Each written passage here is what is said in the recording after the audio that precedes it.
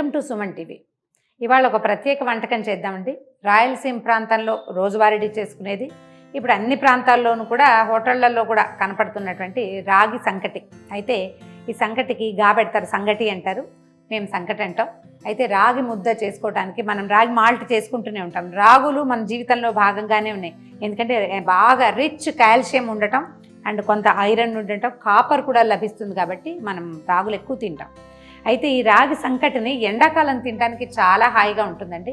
అదొక ప్రత్యేకమైన పద్ధతే. అక్కడ చేసే విధానం వేరు, మనం కూడా కొంచెం ఇంచుమించుగా అలాగే చేసుకుంటాం.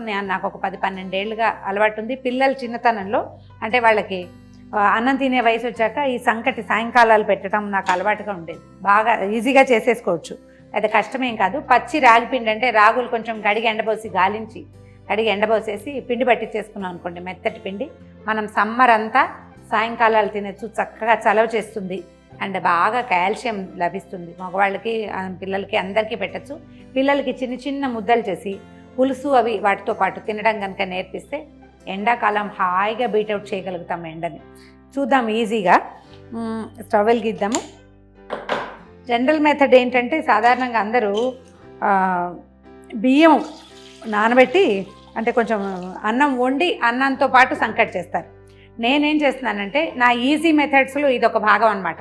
పొద్దున వండిన అన్నం ఉంటుంది కదా, ఆ వండిన అన్నంతో మనం సంకటి సింపుల్గా చేసేసుకోవచ్చు. ఇప్పుడు దీని మీదే అన్నం వండి అన్నంలో రాగిపిండి కలిపే బదులు అన్నమే వేసేస్తాం, నీళ్ళు కొంచెం కాగనిస్తే సరిపోతుంది, అంతే. అయితే ఇది మనం ఒక కప్పు రైస్ తీసుకుంటే, అన్నం ఉడికిన అన్నమే పొద్దుట అన్నం ఒక కప్పు తీసుకుంటే 2 కప్పుల రాగిపిండి తీసుకోవాలి. ఒక 4 కప్పులు నీళ్ళు పెట్టుకుంటే సరిపోతుంది. చేసేటప్పుడు మనకి గట్టిగా వచ్చిందా మెత్తగా వచ్చిందో చూసుకుని దాన్ని బట్టి ప్లాన్ చేసుకోవచ్చు అనమాట. అన్నము మళ్ళీ కుక్ చేస్తున్నాం మనము, ఇలా చేయకూడదు కదండి అని అనుకోకండి, ఎలాగైనా చేయొచ్చు. మనం దీన్ని ఏం చేయం, ఉడికిచ్చేసి అందులో మనం రాగిపిండి కలిపేస్తాం అంతే. ఒక 5 నిమిషాలు బాగా తెరలనిస్తే అన్నం ఈవెన్గా మళ్ళీ ఒకసారి వేడెక్కుతుంది, నీళ్ళు తెరిలిపోతాయి, అందులో మనం రాగిపిండి వేసేయటమే. ఇది ట్రెడిషనల్ వే కాదు, అంటే మనం అన్నం వండుతూ సంకటి చేసుకోవట్లేదు, వండేసిన అన్నంతో చేసుకుంటున్నాము. ఈజీ మెథడ్ అనమాట. సో ఈ తెరులుతున్న నీళ్ళలో 1 స్పూను పల్లి నూనె, ఏదో మనం వాడుకునే నూనె వేస్తే సరిపోతుంది. నెయ్యి కూడా వేసుకోవచ్చు, మన ఇష్టం. ఇప్పుడు ఏం చేద్దామంటే సిమ్లో పెట్టేయండి. మన దగ్గర ఉన్న రాగి పిండిని ఈవెన్గా ఇందులో పోసేయండి. పోసేసి 1 నిమిషం పాటు మూత పెడదాం.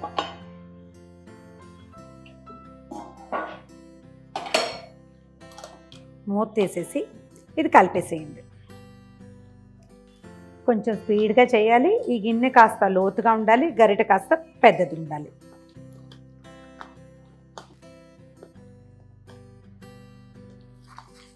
ఇది మనం ఇలా కూడా అన్నం వేసుకున్నట్టు సర్వ్ చేసుకోవచ్చు. కాకపోతే ఈ రాయలసీమ సంకటి ఏంటంటే మనం ముద్దలాగా చూడడం ఒక అలవాటుగా చూస్తాం మనం, అది ఒక ఉండ అట్లా కనపడుతుంది. ఉండ చేసుకోవాలంటే ఇంకొక 2 నిమిషాలు స్టవ్ మీద ఉంచితే తడి ఎగిరిపోయి ముద్ద గట్టిగా వచ్చేస్తుంది అన్నమాట. ఈవెన్గా మొత్తం ఉండలు లేకుండా కలిపేయండి. కాస్త ఈ గరిటని గిన్నెతో ఎక్కువ కనెక్షన్లో ఉంచాలన్నమాట. పప్పు గుత్తితో కలిపితే ఇంకా బాగుంటుందండి. ఒక 2 మినిట్స్ స్టవ్ మీద వదిలిపెట్టేద్దాం. 2 నిమిషాలు, నేను కరెక్ట్గానే చెప్తున్నాను.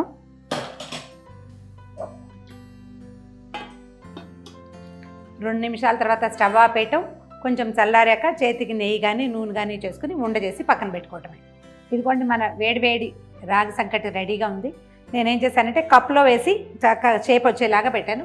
ముద్ద చేసుకోగలిగితే తడిచేయి చేసుకుని లేదా కొంచెం నేర్చేయి చేసుకుని ముద్దలు చేసి పెట్టుకోవచ్చు.